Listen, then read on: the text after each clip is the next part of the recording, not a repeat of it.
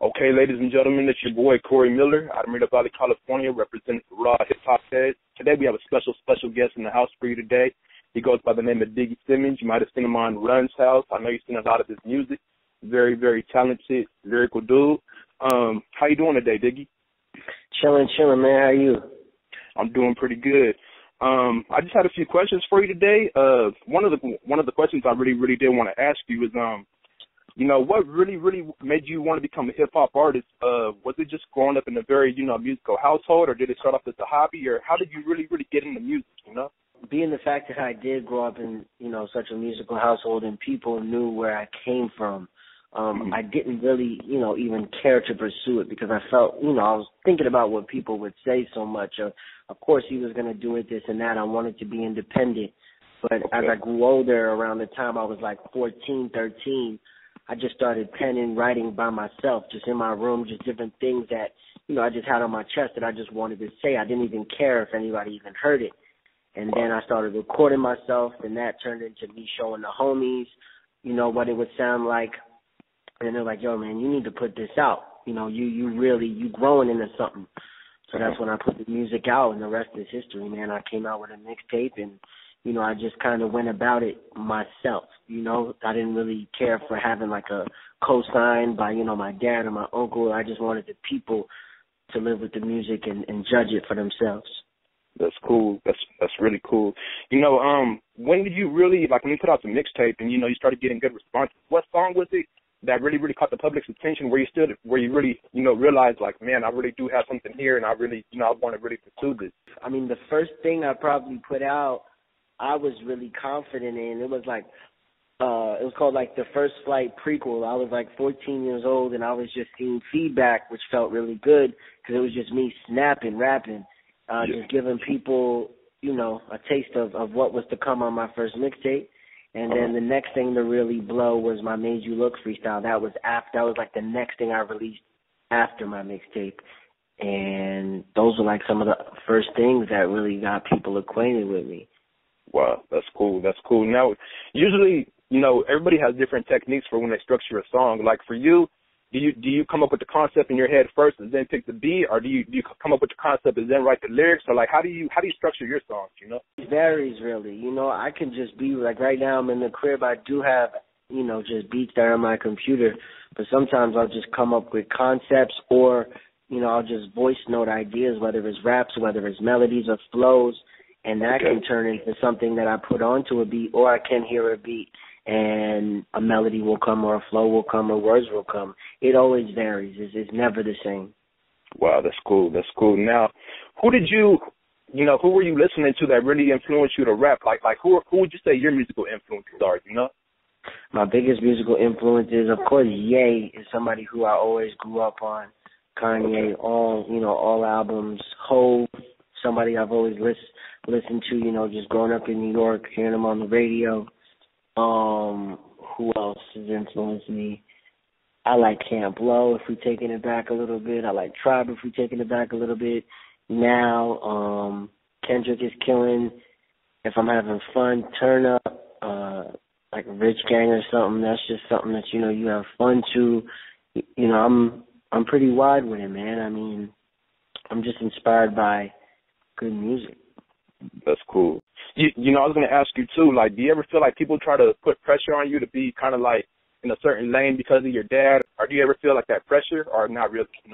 Yeah, no, I've never cared. And as I've gone on really making music, people haven't really, I don't know, I feel like they've expected more out of me personally than for the fact that my dad, has been an artist. So it's cool that, I've grown over time for people to have more expectations of Diggy than, someone that has my last name. That's real. I was going to ask you, because I'm an artist myself, and I always like to ask other artists this question. What would you say is the most challenging part about being an artist? Is it the touring? Is it the writing, like the structuring, the concept of like making the structuring of an album? Or what would you say is the most difficult part of being, an artist? The most difficult part? That's a good question. Most difficult. What's the most difficult? the touring really gets to him, and like, you know, like going through all these dates and everything. Would you say that's a difficult part of it, or? I'd say if anything, of course, well, you know, before the tour, of course, you're always really hyped. You know, it's such a blessing to be able to tour and have people, you know, across the world who care to come out and see you. But over time, it can get, you know, grueling with the schedule and, you know, not being around family as often as you want. It always varies over time. That's true. That's true. Now, you know, I was checking out the song "Can't Relate" with you and Yo Gotti. I think it's really dope song. How did that collaboration come about? You know, Gotti is a big homie of mine. He came out. I did a show in Memphis, and I knew he was from Memphis. I had him come through. This was about like 3 years ago. And since we just stayed connected, and since I've been working on new music, I had this record. I was like, this is the one I need you for, big homie. And he came through with it only in a couple of days, and he killed it. That's cool. That's a tight track. Now, are you guys planning to do like any kind of video for that track, or? Video for sure. We're talking about all the treatments and, you know, getting into detail about it right now. So I'm real hyped for putting out a video. That's cool. And who was it that actually produced the track, you know? Yup, yeah. It was 3 dudes actually. Sci-Fire, B-Ham, and Peter Lee Johnson. There's like these like crazy violins in the record if you really listen to production. And Peter Lee Johnson, he did those live. So there's like live violin on there. They do a lot of live production. So shouts to the homies. Really talented dudes. Yeah, it's a really good instrumental. I mean, the lyrics are good. Everything is on point with it. I was checking out one of your interviews, and I know that you were saying that you have a new EP coming out called Out of This World. What is basically going to be the concept of that, and when is that fit to drop? You know? Yeah, right now we're just getting everything together. You know, just last finishing touches, seeing if there's anything that we want to add, and, you know, we're just seeing the response from Can't Relate, because Can't Relate is a part of that EP. So that's what we're doing right now. We're just making sure everything is what it should be. That's cool. That's cool. Now, also I was going to ask you too, because I was checking out the record with you and French Montana. How did that come about? You know? Yep, me and French. We had the record with Mustard. There was an open verse. I was like, who can really give this, you know, even more life than it already does. And I thought about somebody who just has energy that could just get on something and you know, a record that has so much energy to it, like a party energy. Who can fulfill that? So I was like, French would be perfect. He's from New York, same city, and we just made it happen. That's cool. Now, I know that you've worked with a lot of artists. You know, I was listening to the songs you have with Jadakiss. Like you said, you worked with French and Yo Gotti. Is there anybody on your like that you really haven't worked with, but you really want to? I know you were saying Kanye, but if you could, you know, like get somebody like, you know, like ASAP, and they're just, you know, available, like who would you really want to work with, like, or who do you still really want to work with, you know? Yeah, out of anybody who's new, it could be ASAP, like you said. ASAP is dope. Drake is killing. Who else do I really like? It could be Kendrick is killing.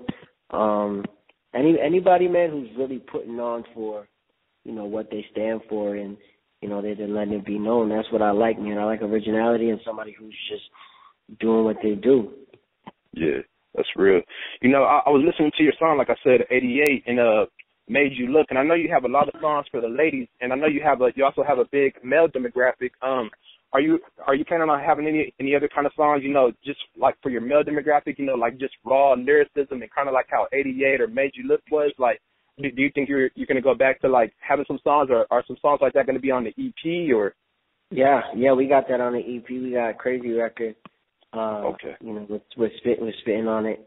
And, you know, it's just, for me, it's just diversity. It's really whatever, you know, I'm feeling. And there's a crazy verse at the end of Can't Relate, if you listen, that I really love. Crazy flows, and yeah, that's true. It's always in there. That's cool.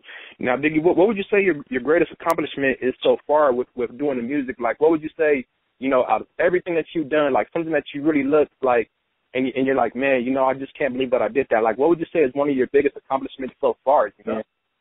Yeah, I mean, I can always look at, you know, the accolades like awards, which I'm really thankful for, and of course touring. All of those things are like really amazing. But I say the biggest thing is being able to affect people's lives, man, and have, you know, people come up to me. Girl even just come up to me the other day, be like, you know, I just came back home from the military. You know, this song, which I think was like a song called "Glow in the Dark," helped me through a dark time in my life. So to be able to have, you know, people's attention like that and to be able to affect their lives is my biggest accomplishment. Wow, that's amazing. You know, that's a really humble statement, because a lot of people are like, well, this award that I went to, or this award show that I went to, or, you know, I got this and I got that. So with you saying that, you know, one of your greatest accomplishments is to touch people's lives, like, man, I respect you. Like, salute 100 for being really humble. You know, I was checking out a few of your projects, your mixtapes as well as the album. How would you say that your albums and your mixtapes differentiate? Are the mixtapes basically just free projects for the people, or? Yeah, I mean, honestly, it's all for the people. I mean, we put in work on everything that we do. You know, when we had the album, of course, we put in, you know, even more time making it. Okay. And, you know, it's like for that, you know, it's for the people that, you know, it's like I put out music for y'all, and, you know, I appreciate y'all supporting me in any way that it is. Man, that's real. Corey, we have time for one more question. I'm sorry. Oh, no, it's totally fine. I was just going to ask him, too, if he could shout out any social media or anything like that, and, you know, where the people could check out where the latest EP is going to be and where they could follow him at. For sure. My Instagram is Diggy Simmons, Diggy Simmons, and my Twitter is Diggy_Simmons. Okay. So all my listeners, you know, he has a new EP coming out, Out of This World. He has the new joint Can't Relate with Yo Gotti. He works with French Montana. So you guys definitely need to check out Diggy, man, because I'm telling you, he's one of the best lyricists. I'm not even just saying that. Like, I've really listened to Diggy, and I listen to how he breaks down and the structure of writing his lyrics and how he delivers it. You're on point, man. I just want to thank you for the interview and thank you for your time. Appreciate that, bro. Thank you. All right. Thank you. All right. Relate to him, shout. Hey. Say, girl, what you say? I've been getting money.